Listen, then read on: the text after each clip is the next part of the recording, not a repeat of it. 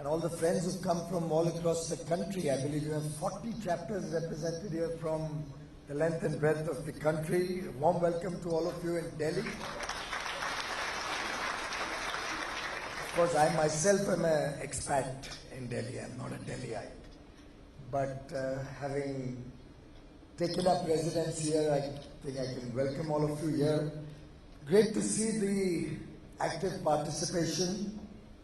Also, I have fond memories of this program. I still remember in the same venue, probably 2 years ago, last year, when somebody from that corner asked me about the Tamil Nadu problem.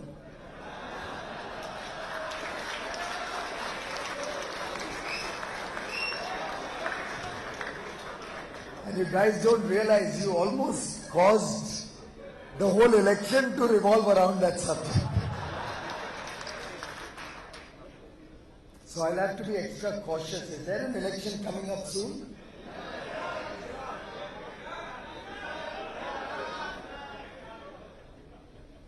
Good, you didn't have it before the Uttar Pradesh election.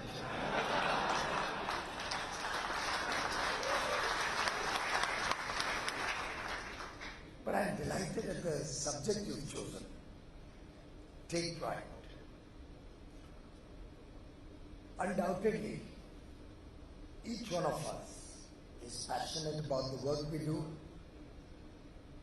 is passionate about our country, cares for what is happening around us, is looking for a better future for us, our families, our cities, our states, our country. And if one really goes to see the success of any society, the future of any nation is going to be determined by the thinking of the youth, by the confidence that the youth have in their own abilities, in the work that they're doing. And I think nations' destinies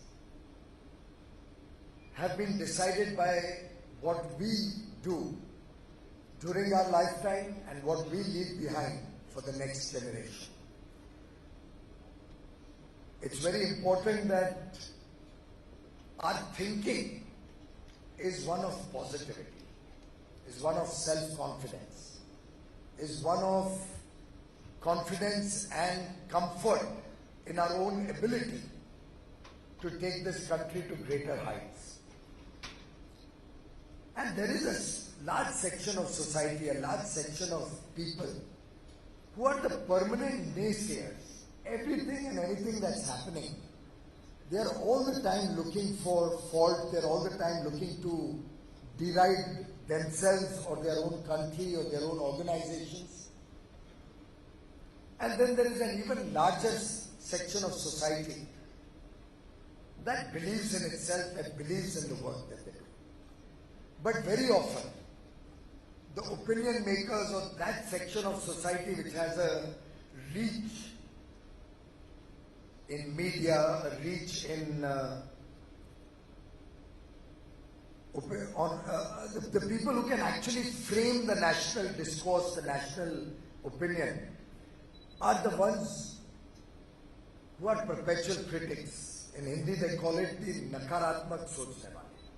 जिन लोगों की सोच में ही एक प्रकार से एक दुखी मन है, हर प्रकार से चिंता में घिरा रहता है, हर चीज में उसको कमियां महसूस होती हैं, खुशी नहीं हो सकती है। और एक बहुत बड़ा वर्ग है समाज का जो छोटे में भी, कम में भी बहुत खुशियां पाता है, who's satisfied, who's happy, who's able to enjoy life, live a full life. But his voice doesn't probably get heard.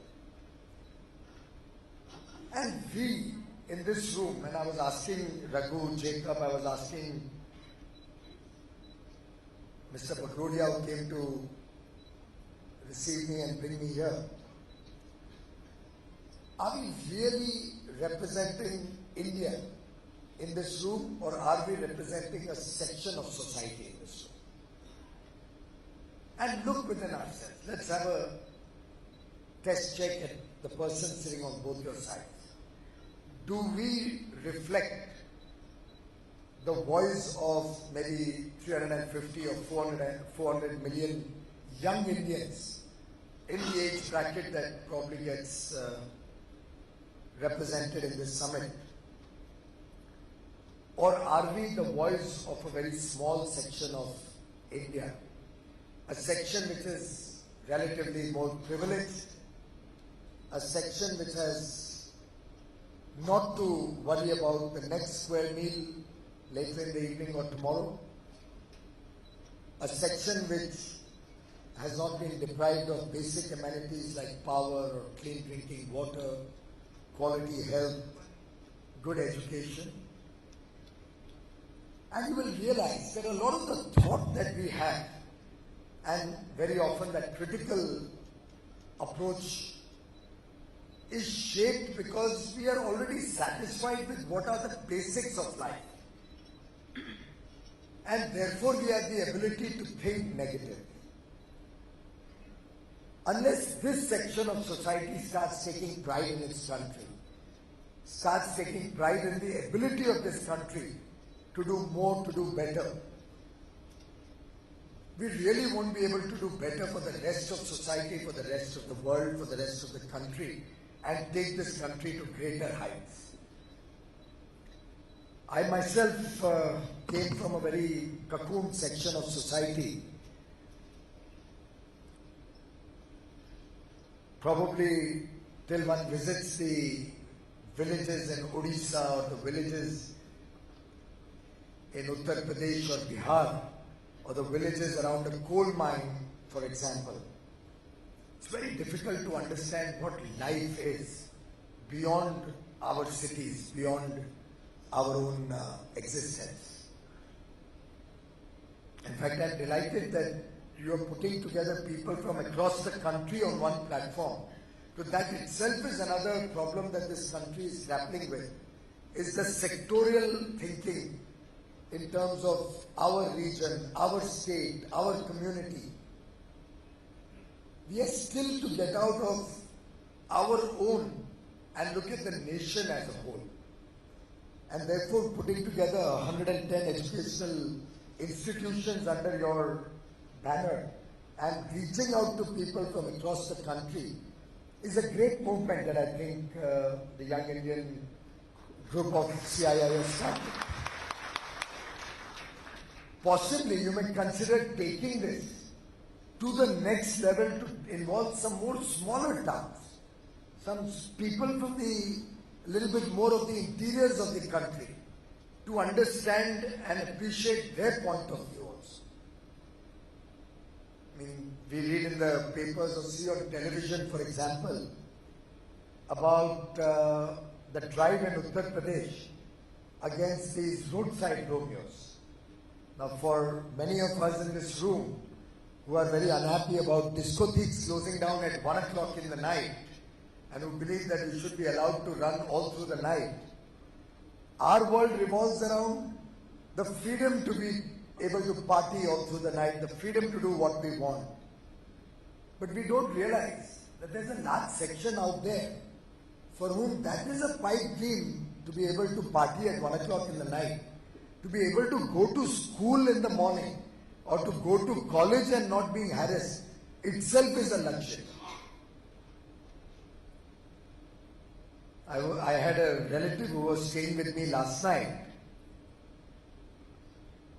who mentioned that a few months ago she'd gone to Vrindavan, and in the course of her driving around in, I don't know, that auto rickshaw or that larger vehicle that you see in the smaller towns, from a moving vehicle somebody snatched her purse and ran away, or got into a bike and got away.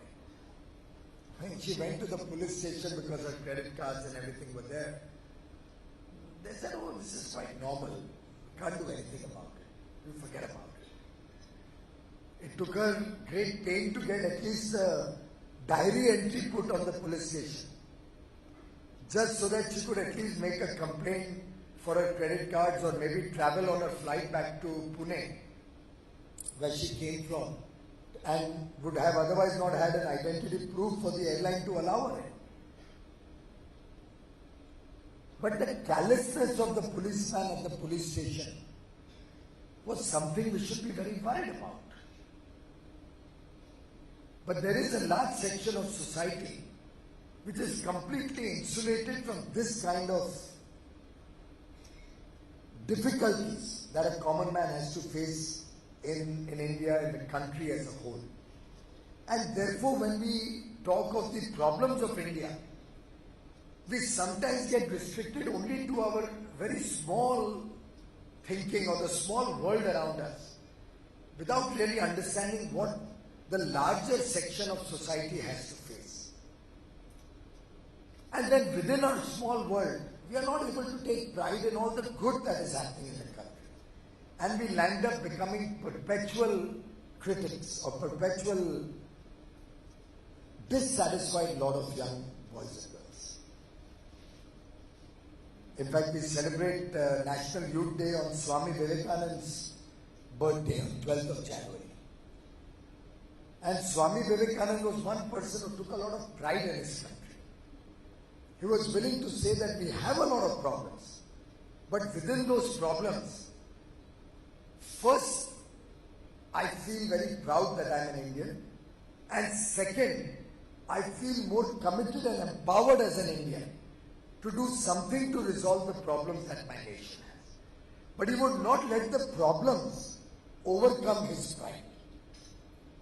And believe you, ladies and gentlemen, I find that in rural India. I find that sense of pride amongst the lesser privileged sections of society. When I go to a village, I can actually, despite all the problems that they may be facing, see the sense of pride in them for whatever they are doing. Even the sputtering of little bit of words of English that young boy or girl may use to communicate is with a sense of pride. I have progressed and I have started learning a little bit of English.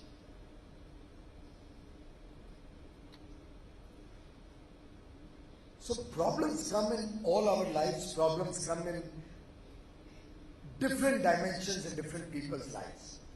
It's our approach to those problems and our approach to the future of the country that really determines whether we will be a society which will be one society, one nation, one society, and a society of people who are proud about their nation, who are proud about the achievements that this nation has done. And for the problems, we will be a group of people, a group of individuals who will work collectively to find solutions, to look for a better tomorrow for the nation. And not only for ourselves, but even for the people who are less privileged, who have been deprived of a good quality of life despite 7 decades of independence this year. In fact, Nelson Mandela in prison used to often, I'm told, quote from that famous poetry Invictus, where in the last stanza, it matters not how straight the gate, how charged with punishments the scroll.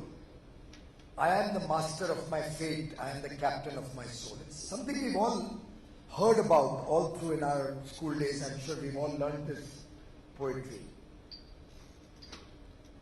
But somehow over the years, we have become a society dependent on somebody else to help us have a better future for ourselves, to determine our fate.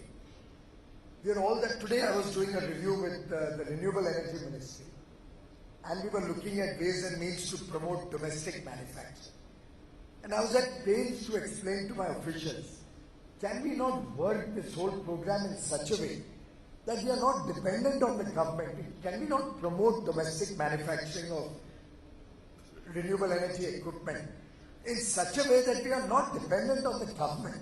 We are not dependent on any foreign funding. Can we not make a self-reliant program which can then progress and become a success rather than waiting for interventions from others to make this program a successful. Until we all accept that we are the masters of our fate and we will determine the future of this country, give India a better future, I don't think this country can really achieve its true potential. And I think we will remain an unsatisfied and unhappy lot of individuals. In fact, all of you have had a good high quality of education and are, I believe, at the cusp of making very successful careers in your life. This is the time one will have to choose that in the course of our work, what will be our contribution to nation building? What part of our life will be dedicated to a better future for that section of society which has remained deprived, which has remained underprivileged, and how we will be better citizens of this nation. And to my mind, the first and foremost criteria to be good citizens of this nation is to have pride in your nation first. That truly imbibe that Indian spirit, that spirit of Indianness. And I have no doubt in my mind, if you are registered to come and be a part of this conference, each one of you is truly believing in your country, in a better future for your country. And while we are working for a better future, I think being an important and integral part of society is as much important as whatever work or profession that each one of you is following, that each one of you is conducting. After all, when we talk of the future of India, we often talk of the demography of India, we often talk of the big demand that India has in terms of economic opportunity. We take pride in our democracy. And ultimately, this demographic dividend coupled with democracy and the huge demand that we have in India is what will result in the development of India. But whether all of these will be leveraged for a better India or will become a bane for India is something that each one of us is going to determine in the next few years.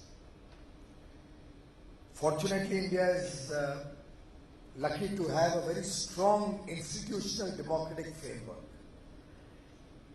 We have a strong press, a media which keeps all of us on our toes. We have large number of free civil society institutions which ensure that there is balance in whatever is happening in different elements of the country. And then we have a strong judiciary which is the final arbiter, which ensures that each of the other legs of this democracy, be it the bureaucracy, be it the political establishment, be it media, everybody else, the free society or civil society, everybody works in an orderly fashion. In fact, that is what differentiates India from many other countries.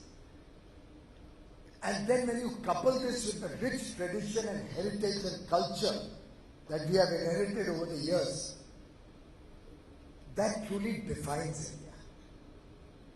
In fact, the strong value systems, family value systems that we have is something that is a treasure trove for India.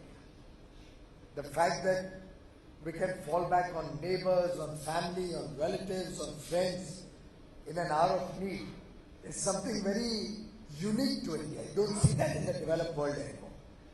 It's a very clinical society in many parts of the world. A lot of wealth, but not necessarily a good element of happiness in those parts of the world. And my own sense is that today the youth of India, with their entrepreneurial spirit, with the ability to think laterally, with their out-of-the-box ideas, are going to enable for in the next few years, a story where India will lead the world rather than following what happens in the rest of the world. And to my mind, the India of today is just at the cusp of a revolution in almost every section of society, be it in research and development, be it in startups and stand-ups, in new ideas, in innovation, be it in our ability to provide technology, to provide knowledge, to provide skill to the rest of the world, and be it in our ability to scale up programs in the country in such a manner that we can really look at inclusive growth through the length and breadth of the country, where even the eastern part of India, the part which over so many years has remained deprived of development, can also join the national mainstream and look for a better future for its citizens, for its people. In fact, gradually, I'm glad to see that the youth of today are moving away from becoming job seekers to becoming job generators. After all, when you read the young examples of these young boys and girls starting up an Ola or starting up a new e-commerce venture, you really feel proud. 20 young boys and girls in their 20s with ambition to scale new heights, to come up with new innovations, new technologies, is something that makes all of us proud. In fact, very often when we go to the smaller villages and we see some of the ideas that they give us, it's truly remarkable. And there are so many ideas which don't get scaled, which don't get an opportunity to really get an outreach beyond a very small area. Recently, President Pranab Mukherjee had invited 10 innovators in a program at Rashtrapati Bhavan. They had come and met me just about 4 or 5 days ago. Some of the innovations that those people had come up with, there was a young 10th standard boy, there was a tribal woman in her 40s, there were some young 20, 30-year-olds who had come up with innovations related to the power sector. There was somebody who had come up with some very, very interesting ideas on cooking stoves. A lot of innovation happening in the rest of the country, which very often we are not even aware of. But India is coming to terms with a lot of new ideas, a lot of new thoughts. And I think that is what will define our future. And that is what, to my mind, is going to take India to the next level of development. And I can give you so many examples where India today is showing the path to the rest of the world. I don't know if last time I shared with you about my LED program, the program where we are trying to convert all of India to use LED bulbs and LED tube lights rather than the traditional incandescent bulbs or CFL bulbs that India has been using for many years. But that single program to convert all the lighting load of this country to LED has the potential to reduce the carbon dioxide emission by 80 million tons a year. 80 million tons. The power bills that all the citizens of this country pay, that all of you pay in your homes, have a potential reduction of 40,000 crore rupees annually when we all convert to LED bulbs. 40,000 crore, $6.5 billion every year can be saved only by converting all our lighting loads to LED. Of course, there are many other concomitant advantages in terms of lower peak load that the country will require, reducing investments in more power generation and all of that. Now that's a program that in India was going on at a snail's pace. Until 2014, a government company which was mandated to promote LEDs was selling 600,000 bulbs every year with a good amount of subsidy and a price which was about 10 times what it costs today. We were able to scale up that program to make it a national mission. And I'm delighted to share with you that the cost of those bulbs has fallen by about 88% in the last 2.5 years. 88% reduction. And today the nation is selling more than 1 million bulbs every day, every single day. Half of them by this company, the same government company which used to sell 600,000 in a year, is now selling about 150 million in a year, and the private sector is selling a similar amount.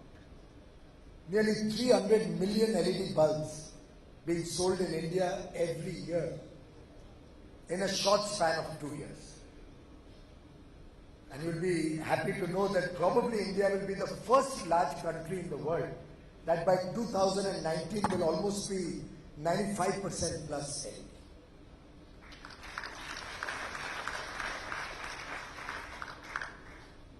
Our approach is that India should stop aping the West and just stop looking at programs in a very small fashion, but having the self-confidence that we can do better than the rest of the world. And that can only happen when we are confident in our own ability. When we are confident about this nation's ability to accept new technology, to accept new ideas.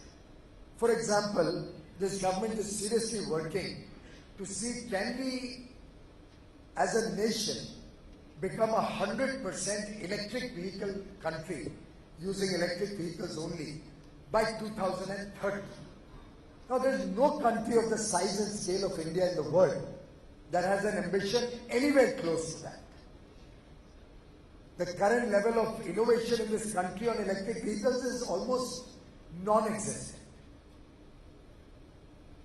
I have a hybrid car which I am using, a hybrid vehicle which works both on petrol and electric battery. But it only reduces the fuel consumption by about 50%. But if you could actually imagine that as a nation we will move to 100% electric vehicles by 2030, we could actually be looking at a saving in our oil imports annually by $100 billion every year. But you tell anybody that India is planning to be a 100% electric vehicle country by 2030, and we take a vote in this room, I don't think 10 hands will go up who will say that this is possible. When I first said LEDs, 100% LEDs by 2019, nobody, absolutely nobody was willing to support it. When we first said India will be 100 gigawatt solar installation base by 2022, everybody and their uncle and aunt had notes written out why it's impossible, whether it's the transmission infrastructure, whether it's the cost, whatever. But whether we believe in ourselves, whether we believe in the ability of Indians to scale up, to think innovatively, to produce new technologies, is for us in this room to decide. And believe me, friends, unless we believe in ourselves, nobody else is going to come and better our life for us. It's that entrepreneurial spirit that we have that is going to determine what the future of India is going to be like. And it's only entrepreneurs and thinkers and innovators who can be the harbingers of change in this country. Today, if you were to, anybody was to do a study of the United States of America,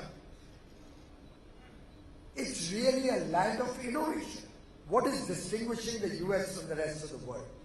In some sense, even from Europe, it's their ability to innovate, their ability to come up with new and new technologies in almost every field, and then make money out of those innovations. I was the other day looking up and I found that no big significant discovery has happened in our country in several decades. We do not have any patent of significance that we have created in so many years.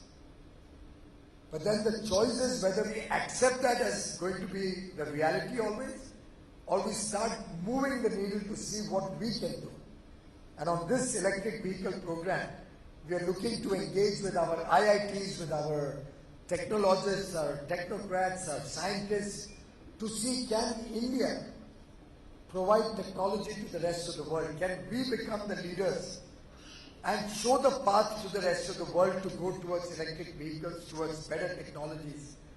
And then when one starts talking to our engineers and our scientists, I promise you, you get so much enthusiasm, which somehow has not got really encouraged over so many years. And it only needs that little bit of push, and we can do wonders in this country.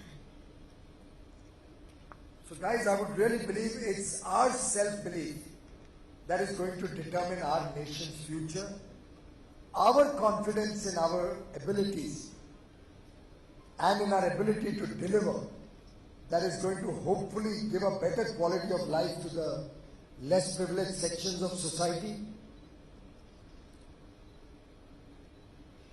And unless we stretch our mind with new ideas, unless we are willing to think out of the box, unless we are willing to expand our horizons, we'll never be able to change the destiny of this country. And believe me, once you expand your own horizon, then it won't come back to the original. It will remain expanded. It's like if you sleep 8 hours a day, your body gets tuned to it and you start sleeping 8 hours. Anything less than that is a problem. But if you start working 18 hours a day and sleeping 5 hours or 6 hours a day, then anything more than that and you will fall ill. Then your body gets tuned to a 5.5 hour sleep cycle and you've expanded your working hours, you've expanded your ability to work. And we in India do not have the luxury to run away from challenges. वो है ना, कौन सा भाग लो या भाग लो, something of that sort. Either you contribute, you participate, भाग लो, or you run away, भाग लो. That's the choice before all of us in this country. Are we going to run away from that stark reality that is India?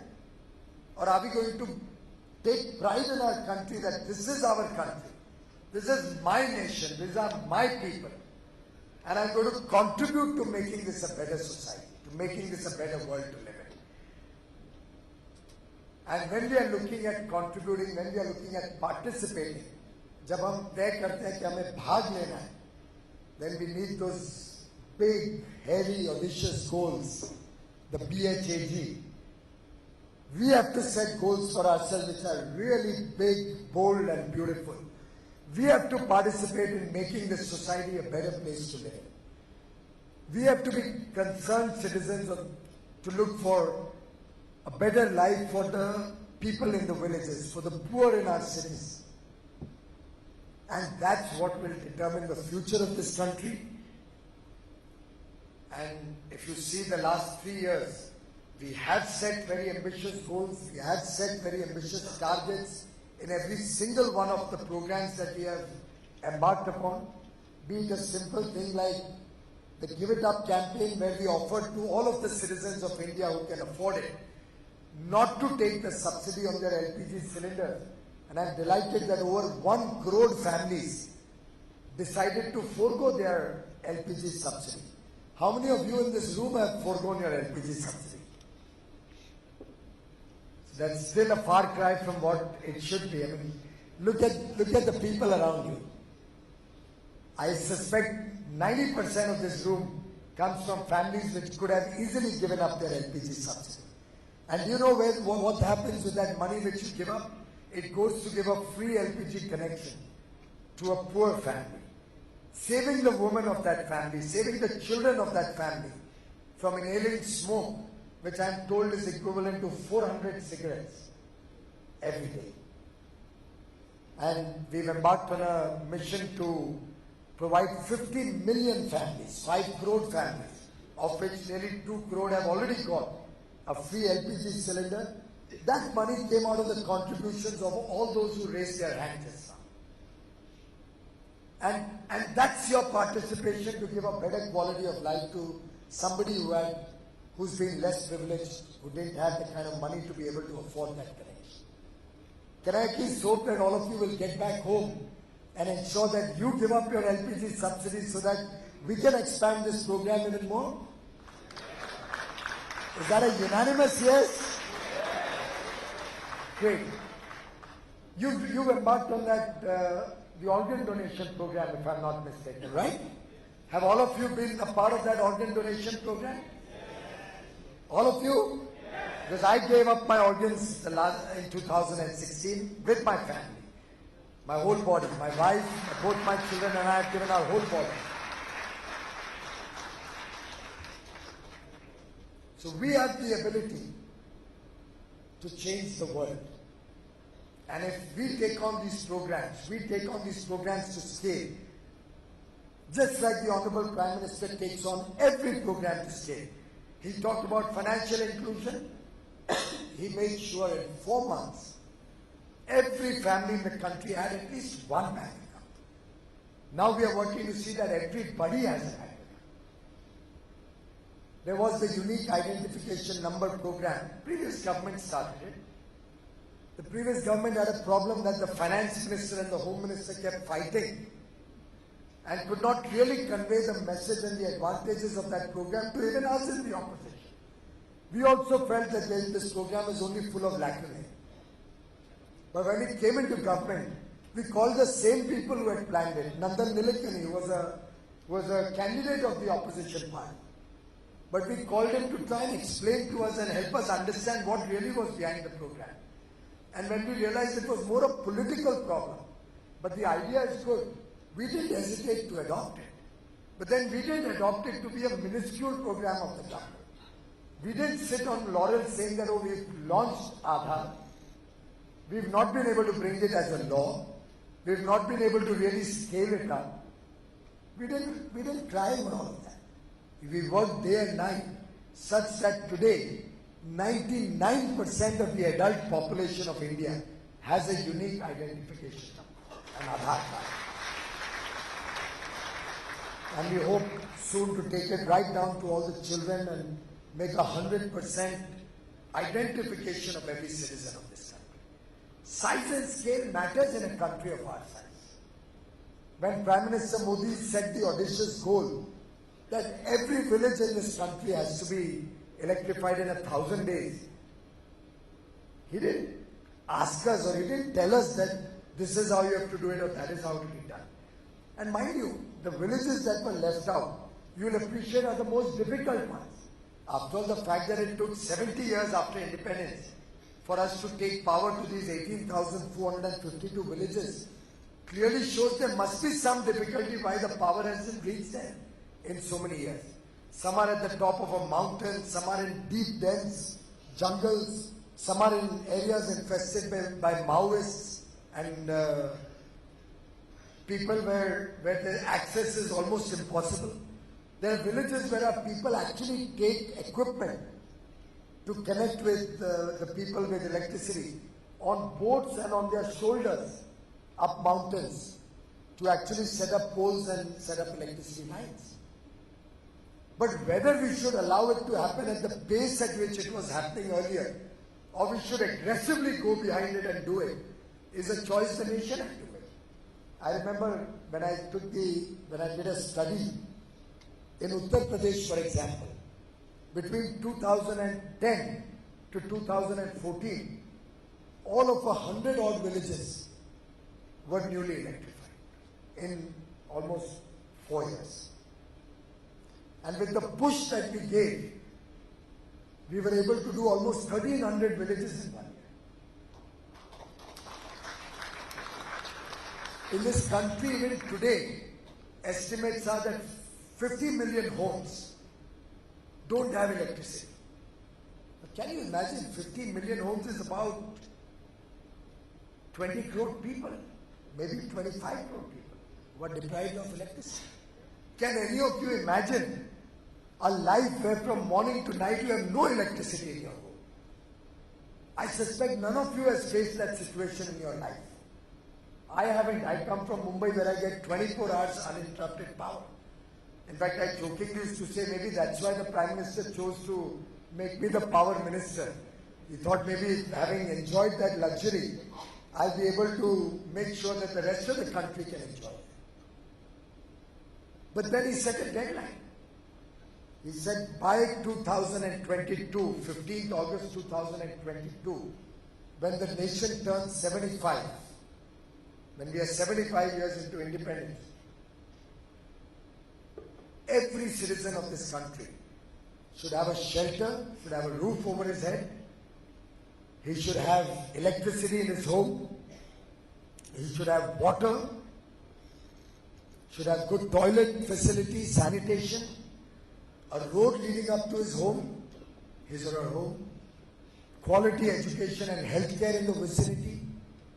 And with that objective, we are working on creating the framework of development which will reach us to that goal within this defined time frame. And ladies and gentlemen, I can assure all of you that one mission that will succeed not by 2022 but well before that is to take power to every home in this country so that no child has to study without electricity.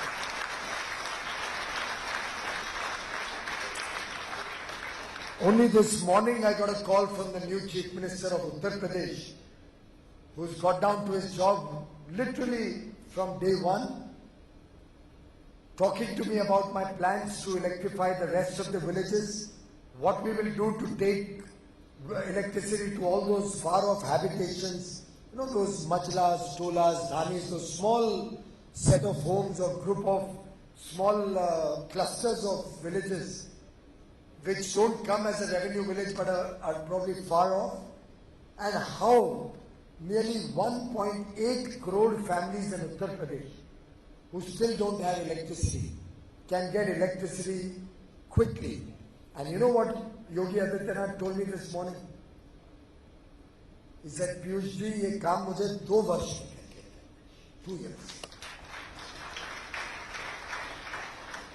That is the kind of passion this country needs when we are going down the path of development. The urge and passion to achieve audacious goals will only help us reach them. I remember when I first talked about 1 billion tons of coal production in India, all the naysayers, including predecessors of mine in the ministry which I run, ridiculed me, saying, what a stupid rookie we have as a minister, he doesn't even know what he's talking about. I said, we'll make sure coal is never a problem, it will be a surplus commodity. I'm delighted to share with you that today India has surplus coal and surplus power. Whichever state wants whatever amount of coal or power is available in the country. In fact, I have a reverse problem. I could not achieve coal production this year because I have so much stock that I am not able to liquidate, that I have actually got to scale down production, and I am looking for new avenues to use that coal. If any of you has technologies on coal gasification, coal bed methane, converting coal to more value-added products, please contact me. So there's a lot that can be done. We've got to believe in ourselves. We've got to set those audacious goals. And we've got to have the confidence in our ability to do that. And nothing is impossible, my young friends. Nothing at all is impossible. We can achieve a better future for our nation, for the people of our nation. In fact, the Bhagavad Gita, and some of you may just think that I am talking only Hindu, but I could as well quote from the Bible or from the Quran. Everybody talks about positivity. And if I may just quote from the Bhagavad Gita, we are kept from our goal not by obstacles, but by a clear path to a bigger goal. And I think it's time that we as a nation, and we the young people of India, start planning for a great nation, for the superpower that India once upon a time was. I was addressing the Gem & Jewelry Export Promotion Council on last Sunday. And I was sharing with them that until the 18th century, India was the only country which had diamonds. We used to provide the diamonds to the rest of the world. Diamond was not discovered anywhere else in the country, in the world, except in India. वो जो बोलते हैं ना सोने की चिड़िया, वास्तव में भारत सोने की चिड़िया थी. भारत में जिस प्रकार की समृद्धि थी, the kind of wealth that we enjoyed in India was unparalleled. We have been looted, we have been plundered over several centuries. But should we cry over that? Or should we empower ourselves to once again establish our rightful place in the comity of nations? Is a choice before all of us. And you young people are the ones who are destined to be that change. You are going to make a difference to the future of India. Because you have opportunity. You have quality education. You have that passion, that fire in your belly to want to do something. I think if you didn't have that fire in the belly, you wouldn't have registered to come for this program. I'm quite sure if you have come for this program, there is something different in you, which empowers you to want change, want a better future, which is why you are after all here today. And I would urge each one of you to set those audacious goals for your life, to participate in nation building. Maybe some of you would participate in politics. After all, it's an integral part of the future of India. We can't wish away politics. Somebody has to run the nation in an orderly fashion. And if the good people don't come into politics, well, if there's a vacuum, somebody else will fill that vacuum. But as more and more good people come in and stay good while they are in politics,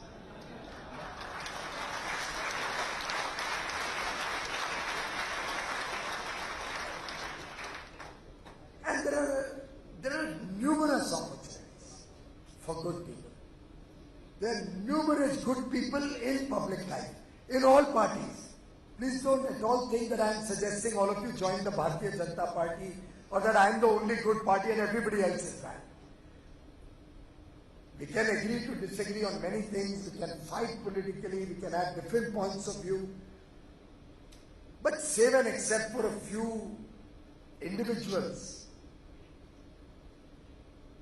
there is still a lot of goodness in the country. Each one of you can choose your path, your calling in life. Some of you may say, no, I'm not cut out to be a politician, but I'd like to associate with an NGO. Or I'd like to associate with tribal affairs, to do something for the tribal parts of India, the poorer people who live in tribal areas. Somebody may want to do something about education, be a part of Akansha, or any of these organizations. Somebody may want to be a part of skill development, another great area to contribute to the future of our young brothers and sisters in this country. I'll give you a small example how India can and how we are positioning India when we plan our various programs. I don't know if you have seen the BHIM app, the Bharat interface for money. The BHIM app that the Honorable Prime Minister launched about a couple of months ago is an app which will enable payments between two people using a mobile phone without the need for any credit or debit card. Now, to my mind, and I was involved in the entire exercise to develop and then promote this, to my mind, that one app has the potential to change the way the world does business, the world transacts money. And I have the confidence that if we are able to develop and further mature these technologies, given the large mobile base that we have in India, I visualize a situation where India will lead the world and possibly be the death knell of all the Visa and MasterCards and American Expresses of the world. And the world will be using Indian technologies to transact and do business and move money from one to the other. India has that potential.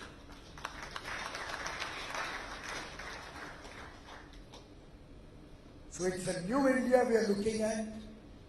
an empowered India, an India which believes in itself, an inclusive India where all of us, all of India, works together for a better tomorrow, works together for a better tomorrow for all Indians, not just for one section of society or the privileged section of society. And I have no doubt in my mind that the people power, particularly the power of the youth, largely represented in this room and across the length and breadth of India, will lead this country to change, to a better tomorrow, to a new India which we can all be proud of, a new India which in the years ahead will lead the world, which will show a path not only of prosperity but of happiness to the rest of the world, a new India which will share its traditional family values, its rich heritage and culture, and give a path to the rest of the world for a better tomorrow.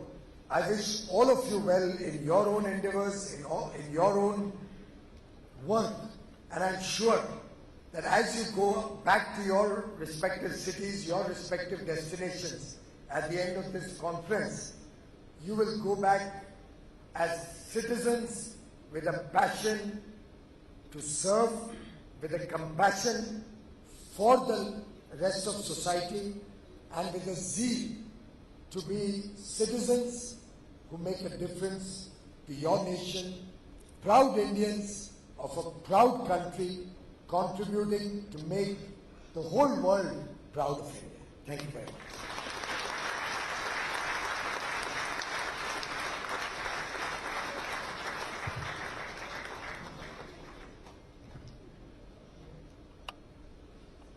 Thank you so much, sir, for inspiring us once again. We are open now for a few questions. I just thought I'll kick-start it with a slightly more political question. So we'll try to avoid Tamil Nadu this time. Sir, after the UP elections and the resounding victory for the BJP in the UP elections, and the changes correspondingly which will happen in the Rajya Sabha numbers, just wanted to kind of ask you, what would be the big ticket changes that we can probably expect to see from the government? That is one part. And given that after the UP results, I'm sure that the BJP government would be a lot more confident about 2019. So my question is, what is the party thinking in order to make sure complacency doesn't set in? And also, how would you tackle the united opposition? Because I think the opposition is also coming to a point where they say the only way is if we could do something like what we did in Bihar. So that was my question, sir. As we have question hour in Parliament, usually one supplementary is allowed. Then, being the president of the organization, I think you certainly have more liberty. But yes, UP elections have been a watershed election. It's an election which reflected two sides of the problem there, or of the situation there. One was an anti-incumbency.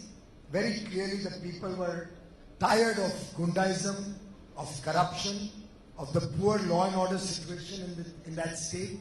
And people, on the other hand, had faith and trusted the Bharatiya Janata Party led by Prime Minister Modi to change their lives, to give them a better future.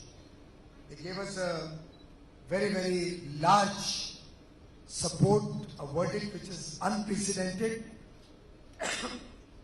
And I can assure all of you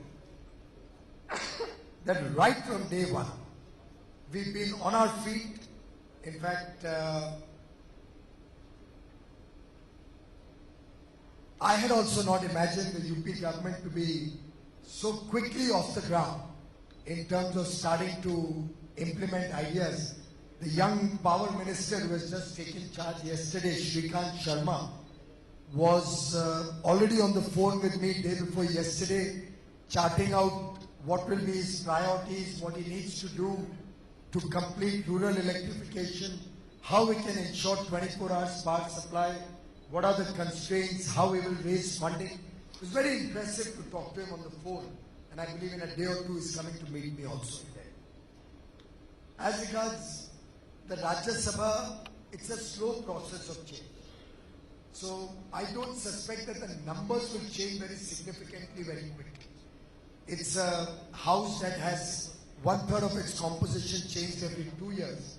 The first impact will be in 2018, then 20, then 22. So really, UP's impact will be felt over a period of time. Many other states have also changed, and so clearly the BJP and NDA numbers are going to move up gradually.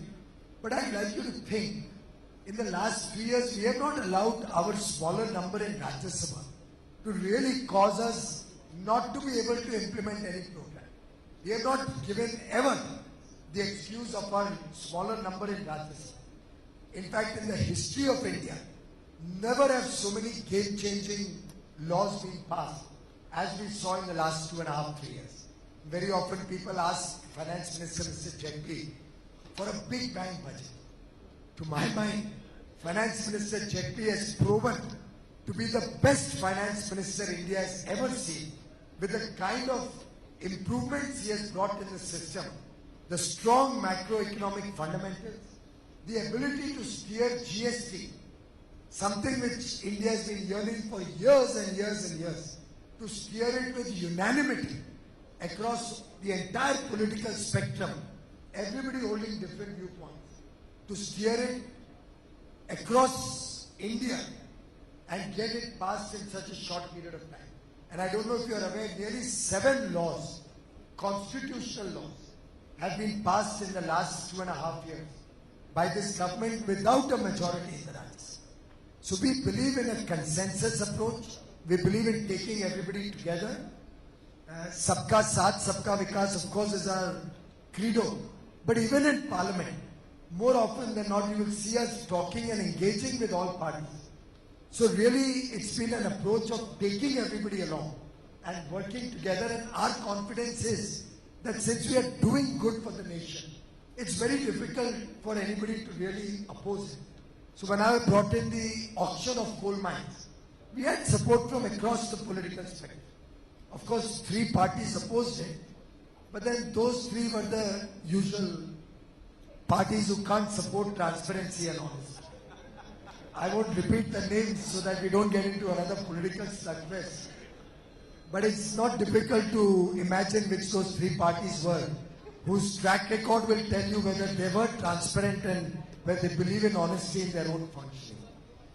As regards our confidence for 2019, let me assure you, we go into every election to fight that election to win. No question of complacency. Every election for us is a challenge.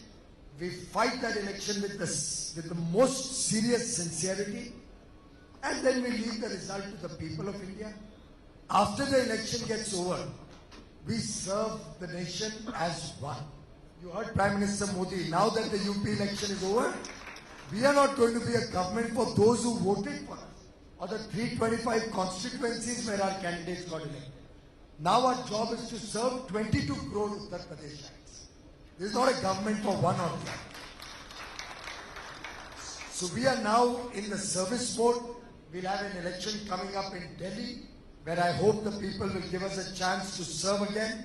We'll have an election in Gujarat. We'll soon have an election in Himachal and Karnataka. And almost each one of these, I see the BJP surging ahead. But no question of complacency. For that matter, I came back from Uttar Pradesh campaigning on 6th of March. And 6th evening we were in meetings in my department to catch up on the backlog of work that I missed out on the last weeks. Prime Minister has been on the job right through the election. So he would campaign in the day, work through late hours in the night to make sure the UP election doesn't mean the rest of the country or it's working as well. Budgets were made in the midst of UP election. So Finance Minister Mr. Jaitley would go campaign, come back and still work on the budget. So this is a government that works 24/7. We believe that when we are doing good, The people of India are with us, and therefore there is no question of worrying about a united opposition. If they are united, the people will also be united against them. And that's what happened in Uttar Pradesh. After all, if two people who are corrupt or whose ideology doesn't match at all, or who are cursing each other until a few days back, are going to start trying to create an alternative and hope to get people's support, believe me, as they say, ye janta sab janti hai. Thank you, sir. Sir, this is Anush from Coimbatore, again Tamil Nadu. Sir, I have 3 inputs that are very specific to your ministry. The first input is, I think this LPG subsidies, I think even to this date, more than 80% of the subsidies can be done away with. I think the only guys who need the LPG subsidies are those 50 million homes that do not have electricity, because even today at electricity cost and with the induction cooking technology, it's cheaper to cook using electricity even when compared to the subsidized cost of LPG. That's number one. Number two, your dream of having all electric vehicles by 2030, I think we can achieve that far quicker, because if we make a policy saying that all two-wheelers are going to be electric, and that's a little over 50% of our fuel consumption, and that 50% can be achieved within 3 years. And the third submission is, I think the local discoms have the highest amount of infrastructure. If you can do something to work out with the state governments to use this infrastructure for internet connectivity, I think we can have a really, not only 100 smart cities, but a smart India within the next 5 years. Thank you.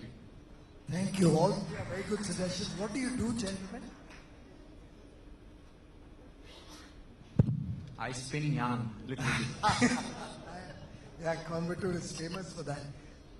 But that's the kind of positivity that this country needs. Actually, this is truly taking pride in your nation.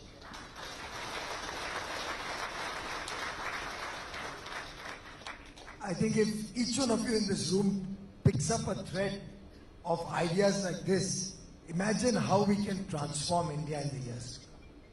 And I take your inputs with all humility. Thank you very much. I'll work on all of them. The internet connectivity idea, in fact, Andhra Pradesh has used to good measure.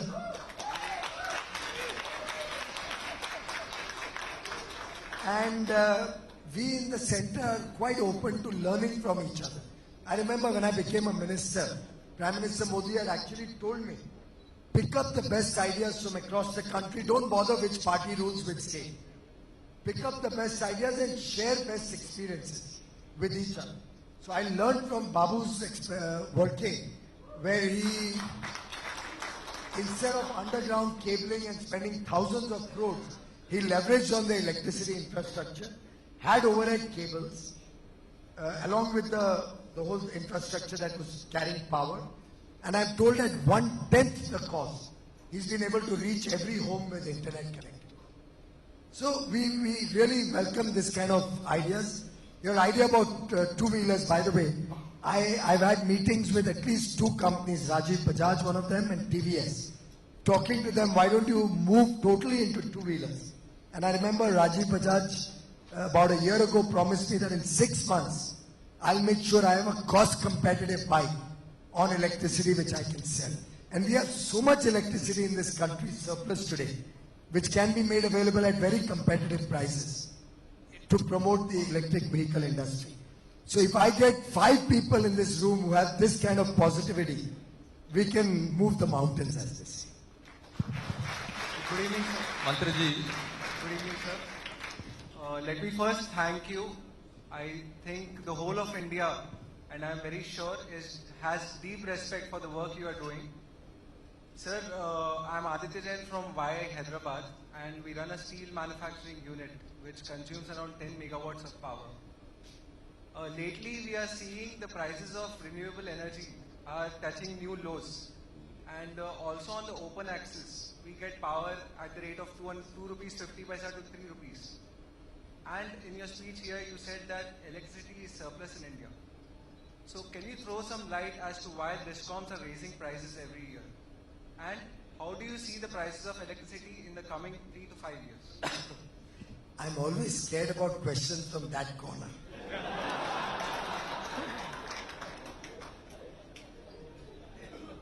Renewable energy is another example of how if you think big, you can do big.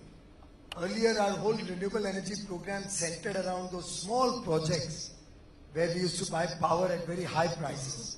And most often it used to be feed-in tariffs, which was prone to corruption and which was prone to padding and stuff like that. We moved away into transparent auctions and bidding, and that's one of the, and into larger scale projects, which has helped us drive down prices. As against 7-8 rupees for solar power when I became a minister per unit. The last auction determined a levelized tariff of 3 rupees 30 paise for solar power. Wind, which used to traditionally be above 4.5-5 rupees, plus government used to give accelerated depreciation or generation-based incentive, has come down to 3 rupees 46 paisa in my very first auction, without any government incentive, having withdrawn GPI and that 80% accelerated. So a lot of possibilities are there. We are trying to keep power costs as a whole at affordable levels. DISCOMs have a challenge of a lot of large past losses that they are trying to grapple with. On the one hand, inefficient working, large amounts of manpower, a lot of leakages, AT&C losses, power theft, which we are trying to work with the DISCOMs, both the central and state, to reduce the losses. And the third and most important thing is the cross subsidy, which helps the DISCOMs give farmers and the poor people sometimes free power, sometimes very concessional power, and which cross subsidy then is loaded onto open access charges or to the richer high tension consumers or large domestic consumers. Now that's a truism, that's a reality of India. I'm sure you'll all appreciate that the poorer people or the farmers who still are having a hard time in this country, very often plagued by the vagaries of nature and not able to even get a fair price for their produce, do deserve some affirmative action to support them until they are able to rise in life. So I think that's a reality that none of us in this room really should grudge. We pay a little more for our power, but that hopefully in most cases goes to serve a poorer person, to serve a farmer, produce for us, for our palate, and that truism will take a few more years to go away. My own effort is to keep the costs of power down. I think in the last 2 or 3 years, you will see in any study you can do through CII, the increase in power tariffs has been the smallest in the last 3 years. In fact, most DISCOMs will tell you their cost of power has come down because of availability of cheaper domestic coal, because of availability of cheaper power on the power exchange. And I can reassure you that we are continuing to make effort to bring down power theft, to reduce AT&C losses, bring more efficiency in the DISCOM working, so that just like Maharashtra and Gujarat has been able to reduce power tariffs in the last 2 years, hopefully other states also can reduce power tariffs. Mantriji, namaskar. It's again from Tamil Nadu. On the lighter note, your excess power has been causing great discomfort to us because governments are run from the prison these days. Like on the stronger note, you've been talking about electric vehicles. Even the last time you were here, you spoke very strongly about the electric vehicles. But even the cars you drive, the hybrid cars, we have seen the prices being upsized only. We have not seen any subsidizing done on any of these electric vehicles. Even the Mahindras have been finding it very difficult to market their cars because of the higher cars. What is the government trying to do to bring down the cars and make affordable for anybody to buy on this? First of all, gentlemen, I had mentioned it last year. I can assure you that in the last 12 months we've been working relentlessly on this program. You'll be happy to know, and I'm proud to share with you that I have a very distinguished professor from IIT Chennai who has taken a sabbatical from his work at IIT Chennai, Professor Dr. Ashok Jhunjhunwala. Some of you from Chennai may have heard of him, who has left his work there, is working with me in Delhi now, full time, to try and promote and scale up the electric vehicle program at an affordable price. And he's passionate about this program and wants it to be a part of the Make in India initiative. So we don't land up only importing cars and supporting foreign job creation, rather to have innovation and technology in India and make a Make in India electric vehicle successful in the country. He's working for that program day and night. Now, as regards the incentives and subsidies, I personally believe subsidies are a detriment to the progress of any industry. It actually is a constraint. When you say you'll get a subsidy, then the amount of subsidy becomes the constraint for that project. Till LEDs and CFL bulbs were given a subsidy by the government, we could never scale it up. The first action I did was remove the subsidy and scaled up the program, and we could achieve such great success that 310 rupees became now 41 rupees in the last year. It had gone down to as low as 38, but the next tender, because of probably some changing dimensions internationally, have come to 41 rupees. Now, this is the kind of game-changing benefits India can get, that you can reduce 310 to 41 in less than 2 years and scale it up to about 100x, probably more than 100x, 200x. Even in electric cars, I am trying to work on a model where subsidies don't define the scale at which these cars can be brought in. And I think if we can scale up the demand to larger levels without bothering about subsidy, the cost of manufacture and production will come down.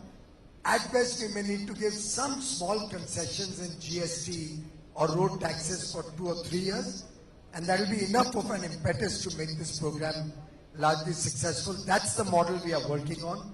We want to move out of the subsidy regime to a self-reliant, indigenous, technology-driven, large scale of deployment model, where economies of scale and technology will drive this program, not government subsidy and intervention. Thank you. Can we have the last question for the Honorable Minister? Vaibhav here. Last question. Yeah. My name is Vaibhav, Minister, and my question is, while whatever you have spoken about is about today and maybe tomorrow, but really the young Indians means the future, and that future is extremely important. So one of the important things which this government has done is to ratify the Paris Climate Agreement. So that's directly related to, in some senses related to your ministry. So I just wanted to know 2 specific points on that by 2030, Government of India has to have 40% power generation or electricity generation through renewable sources or alternative sources. So how are we going to do about it, and what is going to be the impact on the life of all the citizens in the country, and how it is going to be impacted slowly and slowly? Number 2 is that the forest cover of India has to grow up by another 5 million hectares by 2030 as per the Paris Climate Agreement. So how can young Indians and young India can play a role in working with the ministry and other people to take care of that? And it also contradicts with the whole smart city and the new greenfield city concept which the country is coming up with. So how are we planning to do and go about it? So these are the 2 questions. Thank you so much. I can, at the outset, I must acknowledge that the interactions that I've had with some of you, and I've had the opportunity to meet both the gentlemen on the dais with me on earlier occasion also. I've seen Mr. Bagrodia from close quarters, and the kind of passion he brings to the table. And I mention it because he and I have had a lot of interaction about climate change on earlier occasions. I think there were 1 or 2 programs in Mumbai which he had organized, where he was engaging with the youth of Mumbai to discuss about the Paris Agreement. This was a little bit before we went into COP21 negotiations. And I remember the passion that he brought to the table to want to be a part of change, to want to do something about India. And that's what empowers me to think that this group sitting here is going to be led by good Indians, good, solid people who believe in India. And to my mind, achieving this 40% of the installed electricity generation base, which is what we have committed in Paris, is not difficult as long as we have people like all of you in this room. I can in fact tell you, going by the prices that we have determined now, this price empowers me to think we could even think of about 60 or 65% of India's installed capacity base being of renewable energy. And it will need a large amount of storage capacity, which we are trying to dovetail with the electric vehicle program. So electric vehicle program is not only about converting petrol vehicles to electric and reducing pollution in the cities or wherever these vehicles are used. It dovetails beautifully into our renewable energy program. And by the way, renewable energy program is not only about a clean environment, it's not only about reducing pollution, it's also about India's energy security. Because we will have the assurance and guarantee that that power will be available for India and all Indians to enjoy for years and years to come at affordable prices. So when I sign a power contract for solar power at 3 rupees 30 paisa today, I know for 25 years people will enjoy power at that price. It's not going to escalate with increasing cost of fuel or raw material or anything. So when we plan projects, we plan it with a holistic approach, a 360-degree comprehensive approach. Similarly, the carbon sink, the 2.5 billion ton carbon sink, the forest cover that you talked about. It's not only about expanding the forest cover or about new trees being set up. It has a holistic impact on your life. When Nitin Gadkari planned that all the national highways will be greened on the central divider and both sides of the highway, it has a huge dimension to it. It has a dimension of adding to the carbon sink, reducing pollution, absorbing the carbon dioxide emitted from vehicles. It has the dimension of providing shade, therefore giving you a better efficiency on your vehicles. It has a dimension for beautifying the country. It has a dimension to stopping dust. Dust is a big element in our pollution. Wherever we go, we see dust all over our place. But when you go to Singapore or Dubai, and Dubai has a lot of desert areas, but you don't see the dust coming on your face unless there's a storm. Because they've been able to pack it up by greening the cities, by greening the entire infrastructure developed areas. So when we plan a program, it's not because we've committed it in Paris, it's because we believe it provides for a better life for the people of India. And each one of our programs is centered around a positive impact, a fruitful impact to make the lives of every Indian better in the years to come. I can assure you, and I would seek your ideas, your participation. If you want to reach out to me directly. Reach out to me through any of these colleagues sitting here, through Mr. Bagrodia, through all the others in this room who have had a chance to meet me. I see some familiar faces here. There's enough and more opportunity for all of you to contribute. I have young interns and young professionals working in my office. My OSD is a guy who's an IIT engineer, studied in IIM, worked in McKinsey, and is working for me in government at 1/20th the salary he was getting before he joined me. And he's been working for me since I was in opposition, but working with a passion, wanting to give back to society. I have young interns coming in who are working without a salary, but say we want to give 1 year to the nation. They come with great ideas, they come with great passion. They come with an enthusiasm where 2 to 3 nights they don't get to sleep. They are working on some paper, some presentation, some research for me. So it's a time to believe in India. It's a time to believe in yourself. And I have no doubt, you all are the leaders who will provide the future leadership to this country, who will provide the direction to the way the future of India is going to be defined. Thank you.